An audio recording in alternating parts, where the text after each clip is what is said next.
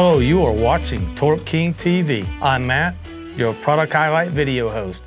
Today I'm showcasing the QU10995 23 Spline NP271 and NP273 transfer case input shaft for Dodge Ram 2500 and 3500 4x4 trucks. This genuine premium new process input gear is made right here in the USA. The NP271 and NP273 are often used in conversion applications. All the input shafts from both Dodge and Ford models will interchange in the planetary. You just need to take into consideration the spline size and spline count, the shaft length differences, and the transmission output seal size. If you have any questions or concerns, don't hesitate to give us a call. For more tech notes and applications, as well as to purchase for your own rig, visit our website at TorqueKing.com.